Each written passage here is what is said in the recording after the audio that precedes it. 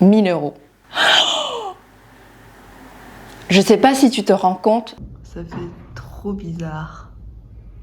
Et voilà ma petite collation. Donc il y a un chocolat chaud, une madeleine, ça c'est un jus d'orange. Je me suis fait opérer des hémorroïdes il y a 2 semaines. Après une semaine de repos total, j'ai décidé de reprendre mon travail dès la 2e semaine. Coucou, c'est Sipi, j'espère que tu vas bien et que tu vas bien vraiment. C'est très important, je le précise. Aujourd'hui, comme tu l'as vu dans le titre de la vidéo, je vais aborder un sujet pas très joyeux, plus largement, des problèmes de santé. J'en profite pour te dire que désormais j'ai ouvert un nouvel onglet où je vais parler de mes expériences et de mes anecdotes en France. Et je n'ai pas pensé que dans la première vidéo j'allais parler des hémorroïdes. J'en reviens pas.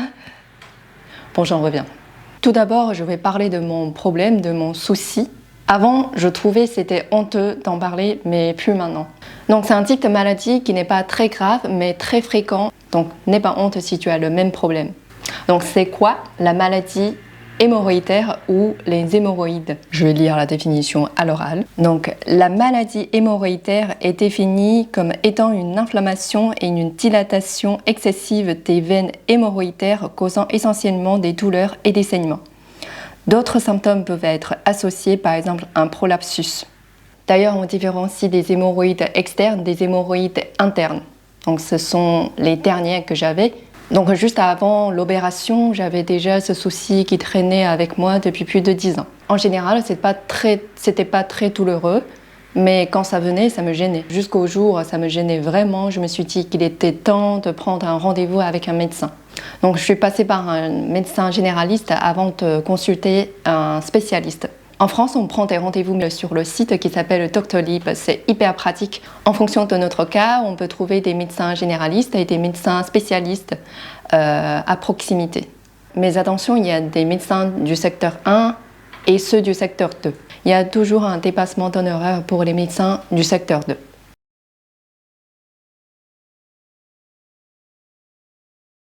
Donc c'était mon cas, vu que c'était hyper urgent, j'ai pris un rendez-vous avec une spécialiste du secteur 2. Je suis allée au rendez-vous, elle m'a posé des questions, elle m'a examiné, à la fin elle a fait un devis. 1000 €. Je sais pas si tu te rends compte. Donc pour moi ça représentait une somme d'argent énorme, mais j'avais pas de choix, je ne pouvais plus. Donc j'ai pris la date de l'opération le plus tôt possible. Donc c'était le 24 juin. Le jour de mon opération, j'ai payé 1000 € de ma poche, qui m'a fait très mal. Et après, je me suis changée en blouse médicale. Puis l'anesthésiste m'a effectué une anesthésie locale. Et après, j'entendais. En attendant, il y a la chirurgienne, l'anesthésiste et une femme, je supposais c'était l'assistante de la chirurgienne qui était là pour me réconforter. Quelques minutes après, j'ai été placée dans la salle d'opération. Quand on essayait de me placer sur la table d'opération, j'ai rigolé parce que c'était bizarre. J'arrivais plus à contrôler le bas, j'arrivais plus à contrôler mes jambes. Je me suis laissée faire. L'opération a duré 30 minutes et elle s'est très bien passée. Après qu'on m'a observée pendant une petite heure, j'ai été replacée dans une chambre de réveil pour attendre que l'anesthésie parte totalement. Étant donné que c'était une opération ambulatoire, donc je pouvais partir le jour même. Donc à la fin de la journée, mon copain est venu me chercher. On est rentré en Uber. Dès le premier soir, j'ai commencé déjà à suivre des traitements. Il y a un médicament qui m'a fait trop souffrir, c'est Tramadol. J'avais des nausées, de la diarrhée, je me sentais oppressée quand je respirais, etc. Maintenant, ça fait plus d'une semaine, je me sens beaucoup mieux et j'espère que dans un mois, je pourrai sortir, respirer de l'air, marcher, courir et faire ce que je veux. Donc voilà ma petite anecdote que je voudrais partager avec toi. J'espère que nous, qu'on tiendra toujours à notre corps et à notre santé.